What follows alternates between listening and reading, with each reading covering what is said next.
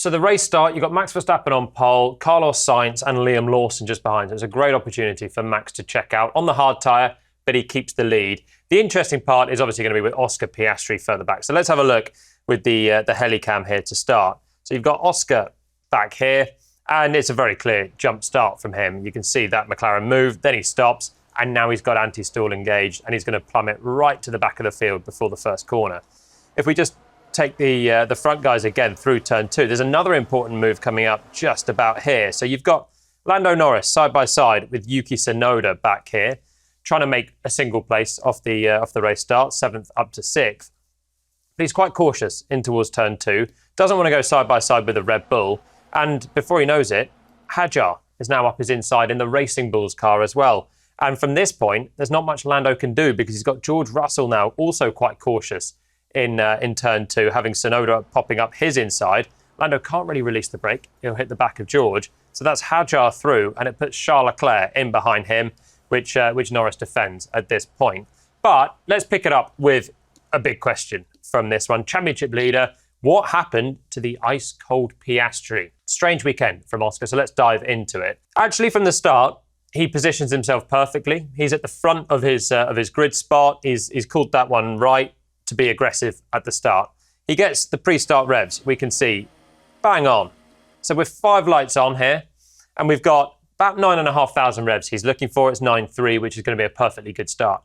Now he's looking up at the lights, and I think he simply just gets twitchy at this moment. He knows that from the pack, there's a chance of a crash at the first corner. He wants to try and get towards his teammate. Obviously, that's the championship battle. He's had a reprieve from Saturday that Norris is actually just starting 7th and not further up the field. And if you just watch his right hand, he's just going to simply drop the clutch with the lights still on. It seems to me like a human error, really. Just twitchy, maybe nervous with the title in play. And the first time we've seen Oscar really look fallible to a bit of pressure. Here we go, 9.4 is bang on the revs. He's got the lights exactly where he wants, but there we go. The right hand's gone. Now he picks it up, stops the car, hits the brakes, realises he's jumped the start, but he's literally got no revs on now. He's pulled the clutch in, anti-stall, and he tries to drop it again, but he's still not in a position to start. He hasn't got the revs up now, and it's a completely flustered start. So initially, trigger happy on the clutch. Then he's managed to pick it up. He's already jumped the start. That's a 5-second penalty coming, but he hasn't built the revs up. Now the revs are off and the brake's on. He releases the clutch again, and we get a second bout of anti-stall, which means he's gone from 9th to absolutely the back of the field. So even without his crash, it's going to be a tall order for him to get any points after that. Fernando Alonso also jumps the start. So this is a more tricky one for Fernando. Starting in 11th, you're obviously looking at the lights. So once again, he's got his pre-start revs settled. The drivers, once they find that, just stare up, looking at the lights. And your senses are so heightened at this point. You've got to be on the reaction. That's your first job, dropping the clutch as you see the change.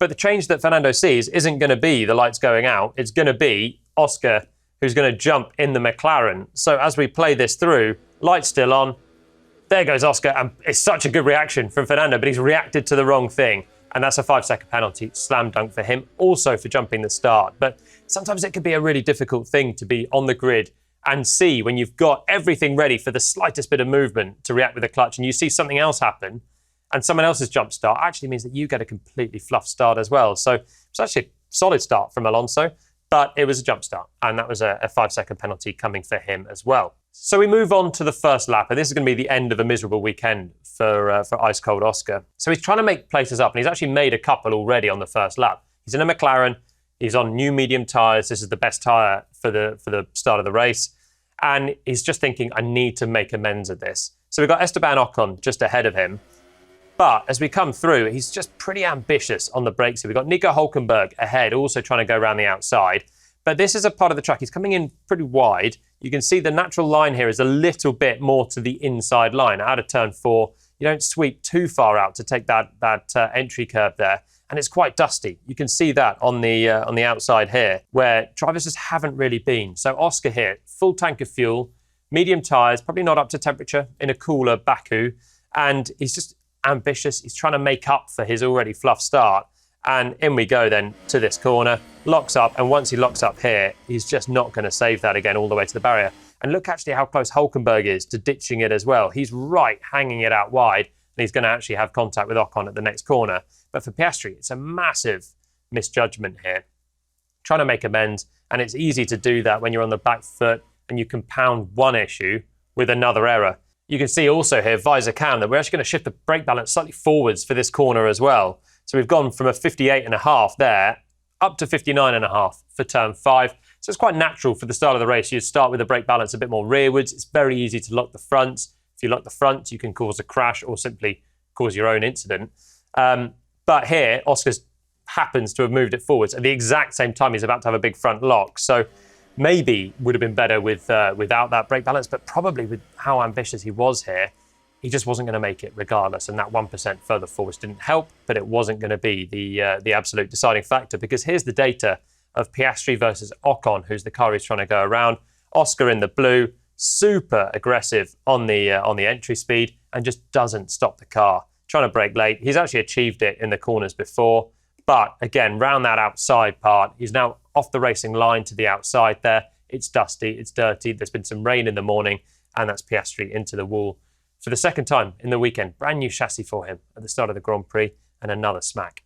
Just a simple mistake there, and then I think just didn't anticipate the dirty air anywhere near well enough, and just went in too deep. So just disappointed, obviously, mainly for all the team and the mechanics, try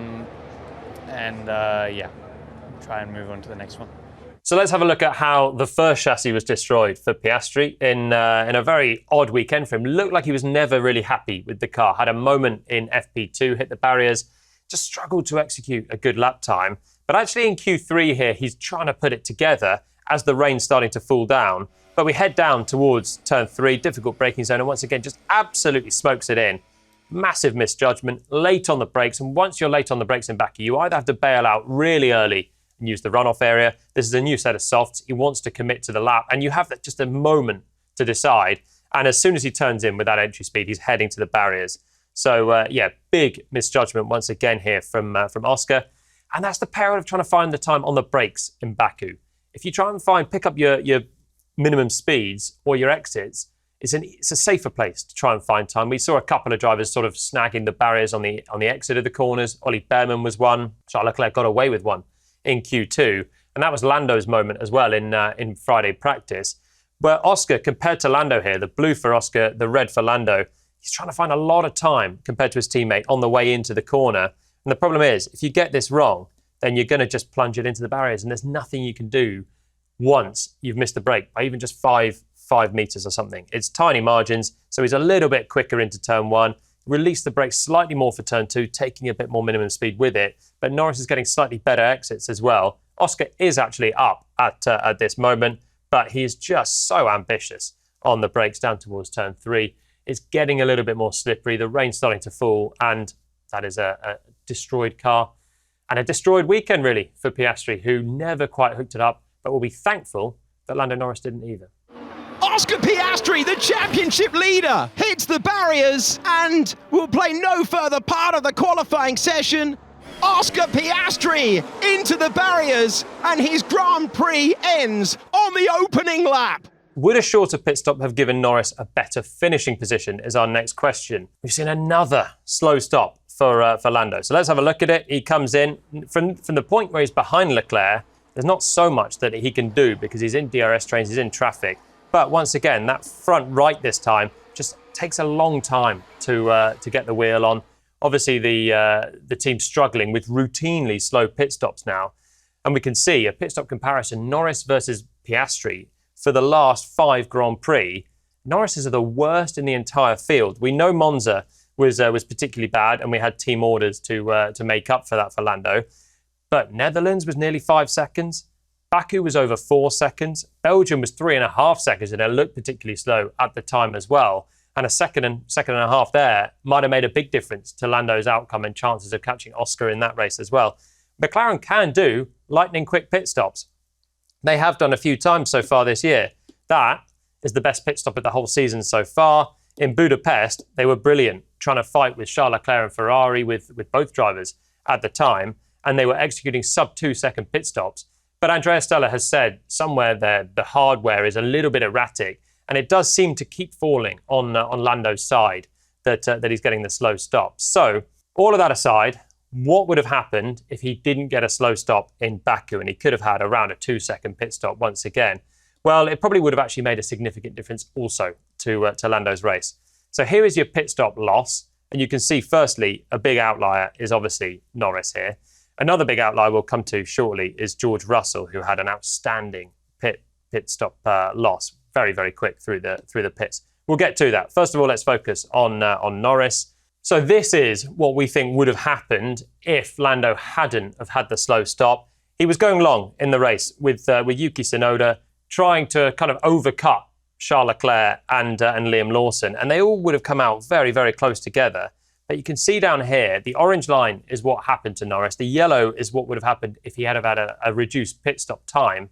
He would have come out ahead of Leclerc, which would have allowed him to also jump Tsunoda and be the first car behind Liam Lawson. And this would have made a big difference, I think, to Norris on the day as well, because the McLaren had the pace without a DRS train ahead, probably to clear Lawson on much fresher tyres. Tsunoda tried and couldn't make it, but with Norris's pace, it looks set that he probably would have been able to pass Lawson as well and then catch up towards Antonelli. So we think probably it would have been a 5th place finish, possibly even better on a miraculous day, but at least 5th place for Lando. That's 4 points down the pan for a pit stop loss again. So really tough stuff for Lando Norris. Difficult weekend for him when he was in the DRS train at the end of the race. Once again, there's not much he can do. Once he was behind Leclerc, who was behind Tsunoda at the start of the race, there's not much he could do. Qualifying, some mitigating circumstances because he was the first car out in Q3. Really difficult conditions. But overall, not optimised the weekend for him. On a weekend where Piastri scores nothing, Norris getting just 6 points in what was still a very fast McLaren is a really tough one to get for him. I did everything I can. The opportunities were there. I maximize every single weekend like I can, So it's not a missed opportunity. Every race is an opportunity. And today we just weren't good enough and made too many mistakes yesterday. So